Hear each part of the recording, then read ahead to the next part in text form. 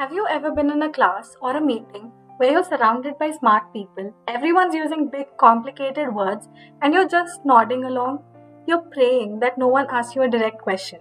You're feeling you should know what's going on because you've read the article, you went to the lecture, but if someone asked you to explain it, you'd just freeze. That feeling is called the illusion of knowledge. It's the gap between knowing the name of something and truly understanding it.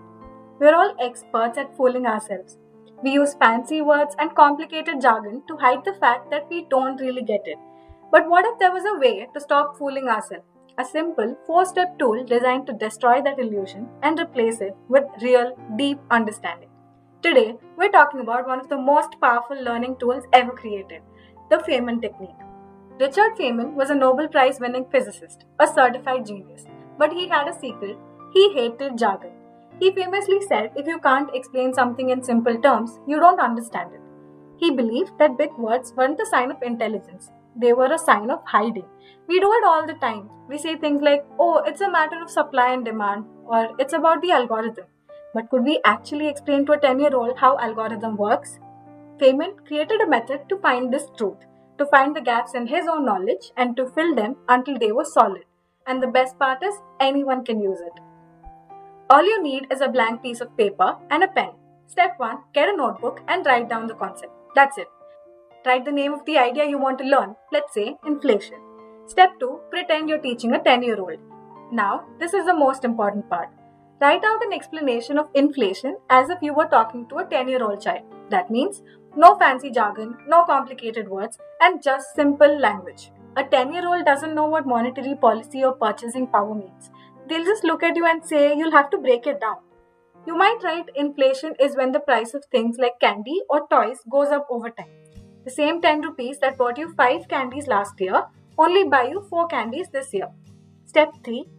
As you write, you'll get stuck, I promise. You'll hit a point where you write, the prices go up because, well, they just do. Or you'll find yourself forced to use a big word because you don't know the simple way to say it.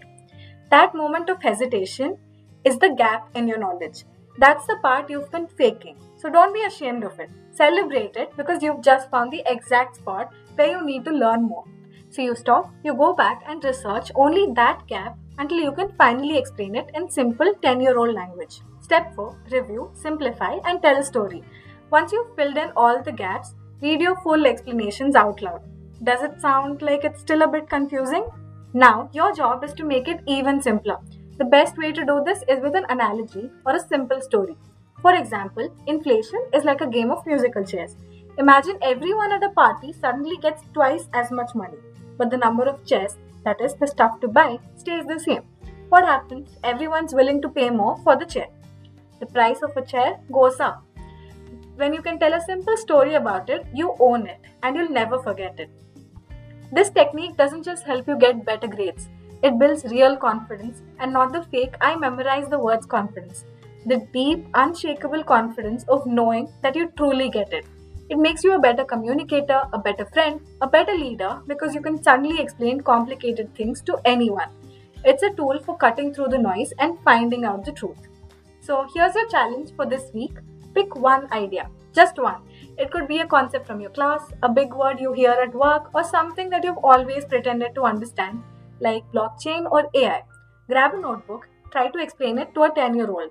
It'll probably be hard, you'll probably feel that hesitation, and that's the whole point. The next time you're in that class or that meeting, you won't have to be the person who just nods along. You won't have to pray that no one calls you. You'll be able to sit there confident because you're not hiding behind big words anymore. You've done the work, you don't just know it, you finally understand it.